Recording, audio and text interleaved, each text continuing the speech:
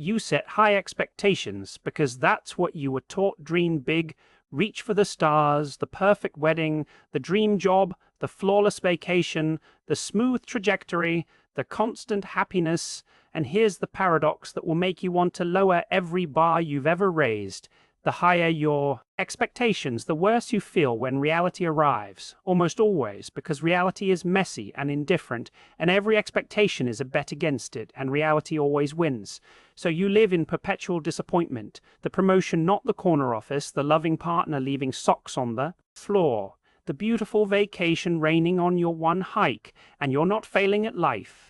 You're failing at forecasting, and the gap between what you expected and what you got is the precise measure of your suffering. The data is merciless.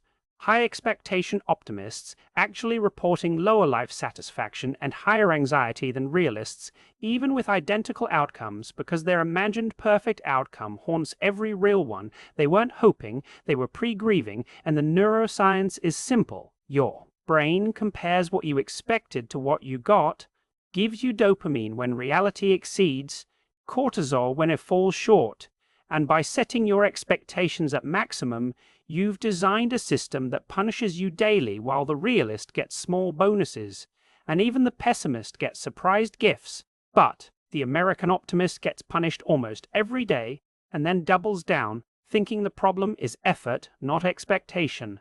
A loop of self-torture. And the American twist is we've turned high expectations into a moral virtue. Don't settle. Never lower your standards. You deserve the best. As if these are strategies for happiness when they're actually strategies for chronic dissatisfaction. And the most miserable people I know are the ones with the highest expectations. Not ambitious, but addicted to disappointment. Confusing wanting with having. Standards with joy. The relentless pursuit with the quiet enough. And now the quiet reversal that only fully lands when you let yourself expect less for a moment. The most content and resilient Americans are not the ones with the highest hopes. They're the ones who learn strategic lowballing, expecting a C, and thrilled with a B, planning for rain and dancing in the drizzle, understanding that happiness isn't reality meeting expectations, it's reality exceeding them.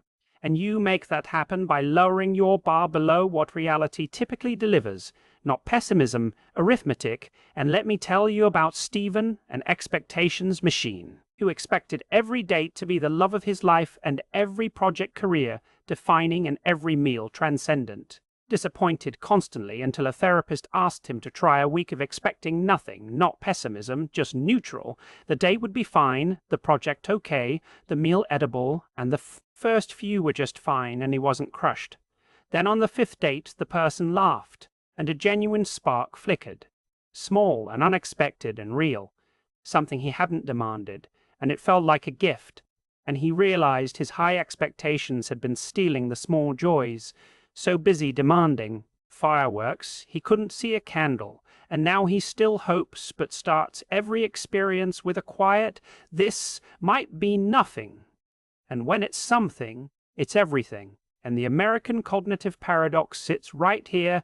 We raise expectations to motivate, but they're the fastest route to misery, the only. Escape is to expect less while still striving, holding dreams like soap bubbles, not anvils. Knowing the secret of happiness is not getting what you want, but wanting what you get. And wanting what you get starts with expecting what you usually get. And right now, your brain might want to defend high standards as ambition. But ask yourself how many times the gap between the picture in your head and the moment in your hands has hurt you. And if that number is high, your expectations aren't protecting you, they're punishing you. And if the impulse just stirred to send this to someone who is always disappointed, that's not about me, it's the recognition that the standards are the trap. And the first realistic hope you've allowed yourself in years might be expecting nothing from your next meal and being surprised by anything. And the question from the beginning, why do high expectations make us miserable, has an answer that only a second viewing fully unpacks. Expectations are not hopes, hopes are open. Expectations are demands, and life does not take demands, so now go expect nothing from something today, and see what happens. That's an order.